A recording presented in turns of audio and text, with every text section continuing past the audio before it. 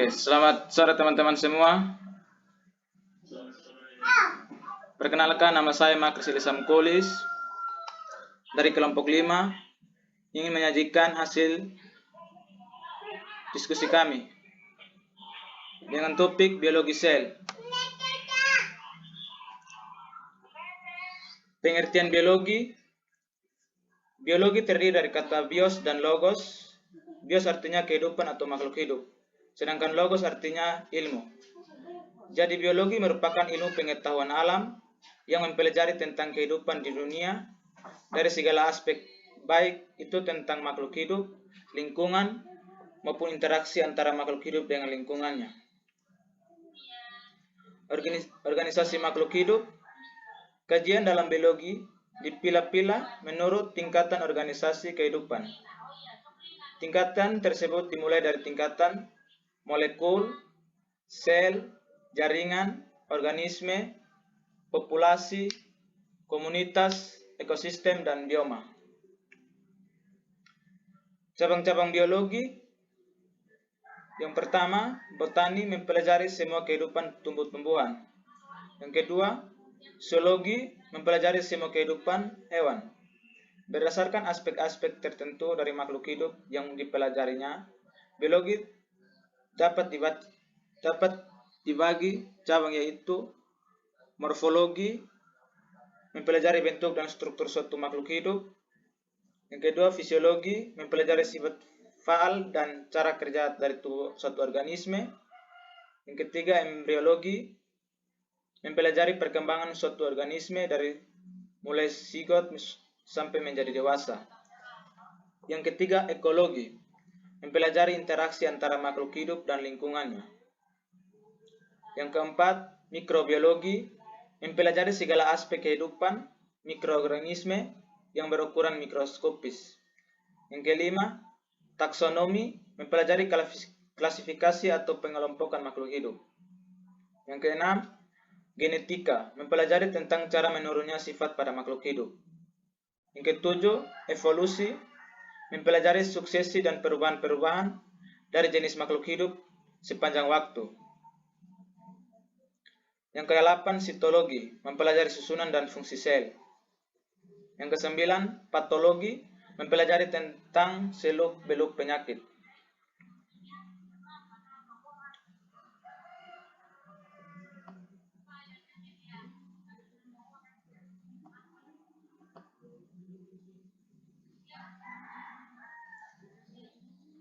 Yang berikut pengertian sel. Sel merupakan unit dasar struktural dan fungsional bagi semua organisme hidup. Sel merupakan unit kecil penyusun tersebut makhluk hidup yang mampu melakukan proses kehidupan seperti reproduksi, respirasi, transportasi, ekskresi, dan koordinasi. Sel disebut sebagai unit terkecil karena sudah tidak bisa dibagi-bagi menjadi bagian yang lebih kecil yang berdiri sendiri. Sel disebut satuan struktural makhluk hidup. Sel juga disebut sebagai satuan fungsional makhluk hidup. Setiap organisme tersusun dari salah satu di antara dua jenis sel yang secara struktural berbeda, yaitu sel prokariotik dan sel eukariotik.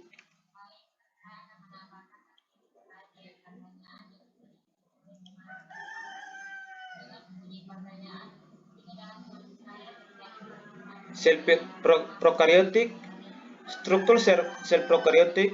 Semua sel prokariotik mempunyai membran plasma, nukleus berupa DNA dan RNA, dan sitoplasma yang mengandung ribosom. Sel prokariotik tidak memiliki membran inti.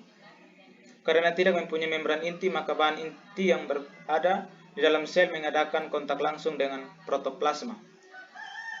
Ciri lain dari sel prokariotik adalah tidak memiliki sistem membran dalam seperti retikulum endoplasma dan kompleks Golgi.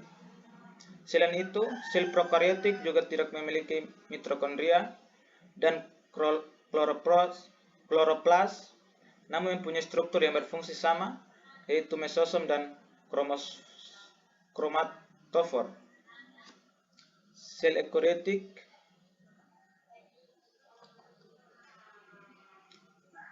Struktur sel eukariotik, perbedaan pokok antara sel prokariotik dan eukariotik dalam sel. Eukariotik memiliki membran inti, sedangkan sel prokariotik tidak. Selain itu, sel eukariotik memiliki sistem endomembran, yakni memiliki organel-organel bermembran seperti retikulum endoplasma, kompleks Golgi, mitokondria, dan lisosom. Sel eukariotik juga memiliki sentoriol, sedangkan sel prokariotik tidak.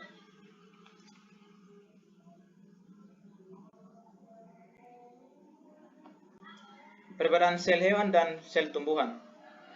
Bagian sel, yang pertama membran plasma, sel hewan dan sel tumbuhan ada. Yang kedua, dinding sel hewan ada, sel tumbuhan tidak ada.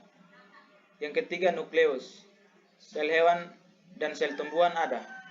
Yang keempat, sitoplasma, sel hewan dan tumbuhan ada. Yang kelima, retikulum endoplasma, sel hewan dan tumbuhan ada. Ribosom, sel hewan dan tumbuhan ada. Yang ketujuh, badan Golgi, sel hewan dan tumbuhan ada. Yang kedelapan, lisosom, sel hewan dan tumbuhan ada. Yang kesembilan, mitokondria, sel hewan dan tumbuhan ada. 10, kloroplas, sel hewan ada, sel tumbuhan tidak ada. Yang ke-11, vakuola, yang sel hewan ada, sel tumbuhan tidak ada. Yang ke-12, sentriol, sel hewan tidak ada, sel tumbuhan ada. Yang ke-13, sentrosom, sel hewan tidak ada, sel tumbuhan ada. Yang ke-14, plastida, sel hewan ada, sel tumbuhan tidak ada. Struktur dan fungsi organel sel. Yang pertama, membran sel. Seluruh permukaan sel dilapisi oleh suatu sel ultra tipis yang dinamakan membran sel. Membran sel disebut juga membran plasma atau plasmalema atau plasma cairan, atau lema disebut selapo. Membran sel berfungsi mengatur keluar masuknya zat-zat ke dalam sel. Yang kedua, inti sel atau nukleus. Nukleus atau inti sel merupakan komponen sel yang sangat penting karena berperan dan pengaturan atau pengendali semua proses atau aktivitas yang terjadi di dalam sel. Jika nukleus yang ada di dalam suatu sel dirusak, sel tersebut tidak dapat melanjutkan perkembangannya dan kelamaan akan mati. Yang ketiga, sitoplasma. Sitoplasma merupakan semua bagian dalam sel selain membran sel dan nukleus. Sitoplasma atau plasma sel berupa cairan bersifat koloid, jernih, dan homogen yang dikelilingi oleh membran plasma. Sitoplasma sering dibagi menjadi dua zona konteris, yaitu endoplasma dan ektoplasma. Yang keempat, dinding sel. Dinding sel adalah bagian atau struktur terluar sel dan bukan merupakan organel. Dinding sel memiliki fungsi melindungi dan menyongkong atau memberi bentuk sel. Badan penyusun dinding sel diskresi oleh dikotiosom, dan membran sel.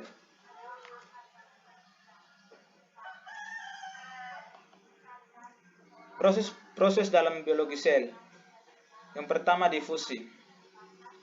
Difusi merupakan pergerakan atau perpindahan artikel atau molekul suatu zat, padat, cair, atau gas dari tempat yang berkonsentrasi tinggi ke tempat yang berkonsentrasi rendah, baik melewati membran maupun tidak. Faktor yang mempengaruhi kecepatan laju difusi molekul melewati membran antara lain perbedaan konsentrasi, jarak, luas, area, dan struktur tempat terjadinya difusi, ukuran serta tipe molekul yang berdifusi. Yang kedua, osmosis. Osmosis atau os yang disebut lubang dan morphea disebut berpindah, merupakan proses perpindahan molekul-molekul zat pelarut terutama air dari tempat berkonsentrasi rendah ke tempat berkonsentrasi tinggi dengan melewati sekat atau membran selektif, permeabel atau semi-permeabel. Yang ketiga, transport aktif atau pompa ATP. Transport aktif merupakan pergerakan dan perpindahan molekul-molekul saat melewati membran dengan menggunakan energi. Sumber energi untuk transportasi aktif adalah energi metabolik yang dihasilkan oleh sel dalam bentuk ATP. Yang keempat, endosistosis dan ekosistosis. Endosistosis merupakan pemasukan zat atau molekul dari luar sel ke dalam sel melalui pembungkusan oleh membran lipid layer. Mula-mula partikel yang ada di luar sel akan ditarik memasuki lekukan pada membran. Kemudian membran akan menyelubangi partikel-partikel tadi sehingga partikel-partikel yang tadinya berada di luar sel akan masuk ke dalam sel. Proses ekosistosis merupakan pengeluaran partikel. Proses ekosistosis merupakan kebalikan dari endosistosis. Sekian dan terima kasih. Mungkin ini penyajian saya. Terima kasih. Mungkin ada pertanyaan dari teman-teman. Saya persilakan. Baik, saya akan menjawab pertanyaan dari saudara Irenis Warata. Dengan pertanyaannya, jelaskan seperti apa itu bentuk dan struktur makhluk hidup. Baik, struktur makhluk hidup mempunyai beberapa tingkat organisme kehidupan. Yang pertama, molekul. Itu atom-atom berkaitan membentuk molekul, struktur dan fungsi molekul penyusun komponen-komponen pembentuk sel. Yang kedua, sel merupakan unit kehidupan terkecil. Yang ketiga, jaringan merupakan kumpulan dari beberapa sel yang mempunyai bentuk susunan dan fungsi yang sama. Kumpulan sel ini bekerja sama menjalankan tugasnya sesuai dengan fungsinya. Yang keempat, organ adalah kumpulan dari beberapa jaringan yang berada dan menjalankan fungsi yang sama. Yang kelima, sistem organ merupakan kumpulan dari beberapa organ yang saling bekerja sama untuk melakukan fungsi tertentu. Yang kedelapan, komunitas dibentuk oleh berbagai jenis atau spesies makhluk hidup yang saling berinteraksi dan menempati lingkungan dalam waktu yang sama. Yang kesembilan, ekosistem dibentuk oleh beberapa macam populasi yang berinteraksi dengan lingkungan tempat mereka hidup atau interaksi hubungan timbal balik antara komponen biotik makhluk hidup dengan komponen abiotik atau lingkungan. Terakhir, bioma merupakan satu daerah daratan yang luas dan dibentuk oleh ekosistem dalam skala besar yang terjadi karena adanya interaksi. Sekian jawaban saya. Apakah saudara Irenis Warata menerima jawabannya?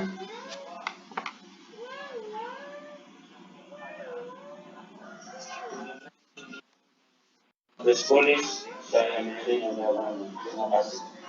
Baik, terima kasih kembali.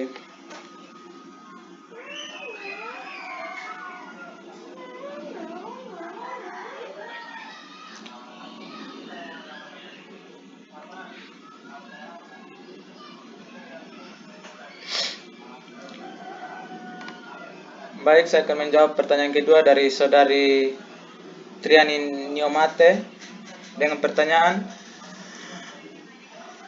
bagaimana cara kerja atau mekanisme transfer aktif? Proses transportasi aktif dimulai dengan pengembalian 3 ion Na+ dalam sel dan menempati situs peningkatan pada protein integral. Selanjutnya ion Na+ terlepas dari situs pengikatan dan keluar dari protein integral menuju ke luar sel. Kemudian dari luar sel 2 ion K+ menempati situs pengikat di protein integral. pintu jawabannya. Apakah saudari Triani Nomate menerima jawabannya?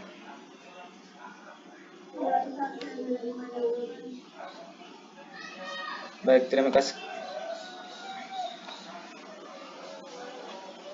Mungkin ini pertanyaan sudah selesai atau masih ada yang bertanya?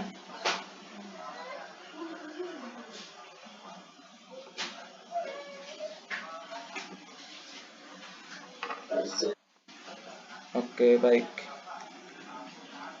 Baik, terima kasih atas penyajian hari ini.